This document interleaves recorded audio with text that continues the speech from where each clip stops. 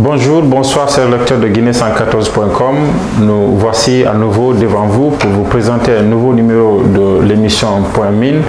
L'émission Point Mine, vous le savez, c'est un programme que la rédaction de Guinée114.com vous propose, un programme spécial dédié à l'actualité sur le secteur minier en République de Guinée. Cette semaine, nous vous envoyons à Madinaoula. Madinaoula, c'est une localité dans la région administrative de Kindia où la société Winning Consortium Simandou a procédé à la remise des communautés riveraines, des pépinières, pas seulement à Madinaoula, mais une dizaine de pépinières remises donc en simultané à des communautés riveraines du projet de chemin de fer du Transguinéen. Le Transguinéen qui, vous le savez, est un projet qui est lié à l'exploitation du projet de Simandou pour le respect de l'environnement, pour le respect de ses engagements, notamment avec l'État en termes de restauration, en termes de compensation liés à l'impact sur l'environnement, à l'impact de l'activité de cette société sur l'environnement. Alors,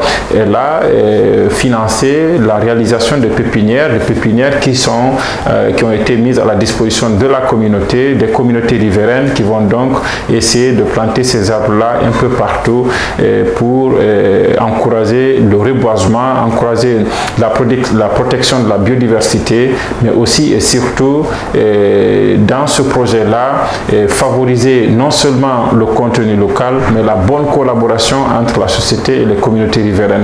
Ce sont des communautés, des groupements qui ont été formés au niveau de ces villages, au niveau de ces localités et qui ont été outillés en termes de capacité pour la réalisation de pépinières, mais qui ont aussi été outillés en équipement leur permettant d'avoir une certaine autonomie et de pouvoir continuer cette activité le long du projet de chemin de fer du Transguinéen. Je vous envoie donc cette semaine à Madinaoula où nous avons donc assisté pour vous à cette cérémonie et à cette occasion nous avons tendu notre micro au représentant de Madame la ministre de l'Environnement et du Développement durable.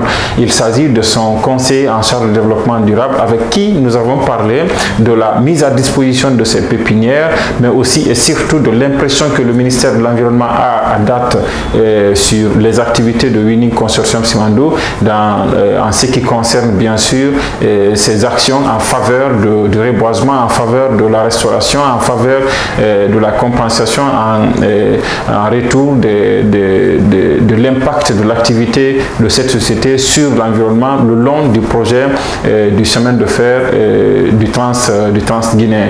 Alors nous vous laissons suivre cela et juste après nous revenons. L'objectif de notre visite ici, c'est de prendre part à la cérémonie de remise officielle des pépinières qui ont été mises en place par Winning Consortium à travers les ONG aux groupements qui ont été constitués. Ce que nous avons sous la main, ça c'est une note de satisfaction. Nous avons on a 13 pépinières, près de 745 000 plants, près de 105 000 plants transplantables cette année. Je pense que ces efforts-là s'inscrivent dans la stratégie du ministère qui consiste à restaurer et à protéger les zones écologiques sensibles. Ces plans vont servir à restaurer les sites dégradés par les travaux de construction de la voie de chemin de fer Winning Consortium Simandou. Les sites écologiques sensibles touchés par ces travaux sont identifiés. Et puisque la campagne a été lancée hier, eh bien donc les groupements vont commencer déjà à assurer les opérations de planting.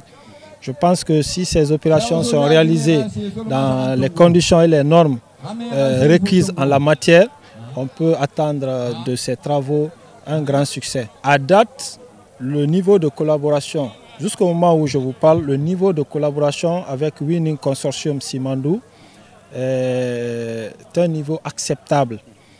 À plus de ce qui est conventionnel, c'est-à-dire que la société dispose d'un plan de gestion environnementale et sociale qu'ils sont en train de mettre en place. Nous avons des entretiens réguliers pour parler des écosystèmes sensibles tels que le parc national qui va être mis en place, Pinseli Soya Sabuya, où des chimpanzés vivent et où les éléphants d'Afrique de l'Ouest vivent. Donc À date, nous pouvons dire que la collaboration entre Winning Consortium Simandou et le ministère de l'Environnement est vraiment notable. Mais ce qu'il faut dire, ce n'est pas le début qui compte beaucoup, c'est la finalité. Parce que les travaux vont dégrader beaucoup d'écosystèmes. Des superficies seront vraiment déforestées et il faudra à la fin qu'il y ait le plan de réhabilitation. Le plan de gestion environnementale et sociale est important. Mais ce qui est aussi important, c'est le plan de réhabilitation.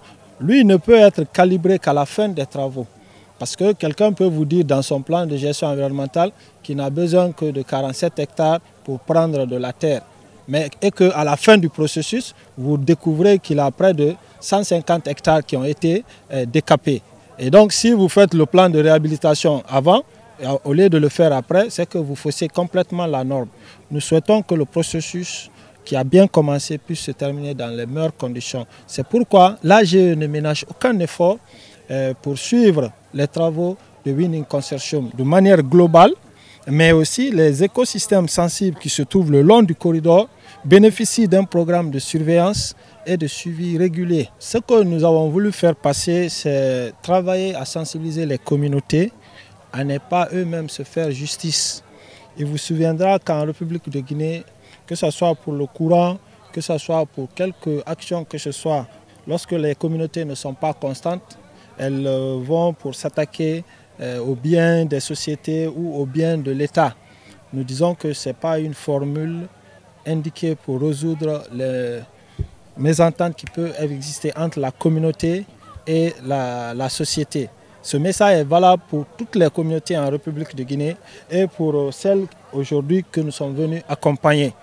Le Winning Consortium est un investisseur. L'investisseur cherche ses intérêts. Et nous, État, nous faisons en sorte que cet intérêt puisse être conciliable avec la conservation de la biodiversité et le développement socio-économique des communautés. C'est ce triangle-là, je l'ai dit, qui est parfois pour certains impossible, mais nous pensons que c'est possible.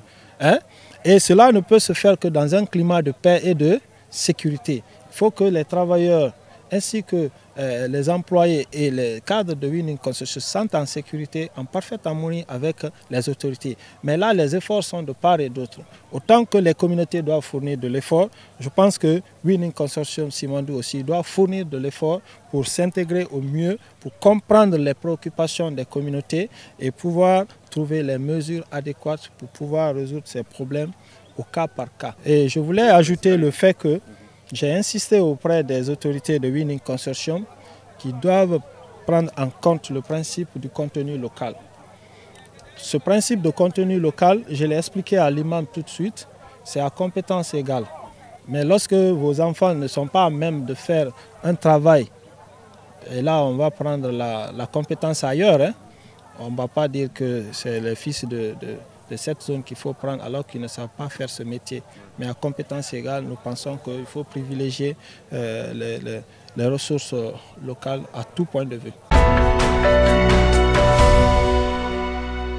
Vous avez donc suivi cette cérémonie de remise d'une pépinière à Ourikaba. Et parallèlement à cette remise, il y en a d'autres qui se faisaient de façon simultanée. C'est donc au total une dizaine de pépinières le long du corridor du chemin de fer du Trans-Guinéen que la société Winning Consortium Simandou met à la disposition des communautés. Mais parallèlement à ces pépinières, vous l'aurez compris, ce sont aussi des groupements qui ont été formés et qui ont été outillés non seulement en capacité, en connaissance, mais surtout en termes d'équipement, et leur permettant d'avoir cette autonomie et d'avoir découvert désormais un nouveau métier à partir duquel ces communautés-là, ces groupements-là peuvent vivre. Alors, avant de se séparer, nous vous donnons rendez-vous donc la semaine prochaine, mais l'information, le bonus de la semaine, c'est que nous avons aussi assisté pour vous et nous en parlerons lors des prochains numéros. Le gouvernement guinéen donne aux sociétés minières en phase d'exploitation jusqu'au 31 août pour rapatrier au moins les 50% des revenus de leur exportation. Vous savez bien que lorsque la bauxite, lorsque le fer, lorsque ces minerais sont exploités et exportés à l'extérieur du pays, la loi minière dispose que ces sociétés minières doivent rapatrier, ramener en Guinée les devises, les recettes de ces exportations. C'est ce qui ne se fait pas dans les règles de l'art. Alors le gouvernement de transition a tapé du poing sur la table, a réuni cette semaine donc les sociétés minières qui sont concernées et leur a donné jusqu'au 31 août pour rapatrier les devises issues de l'exportation. Cette fois-ci les 50%. Le gouvernement n'a pas exigé les 100%, mais les 50% de ces devises vont revenir. Nous parlerons lors de nos prochains numéros de la motivation du gouvernement à aller dans ce sens, à faire appliquer ces dispositions du code minier, mais aussi la plus-value que cela peut apporter à notre économie guinéenne. Merci et à bientôt.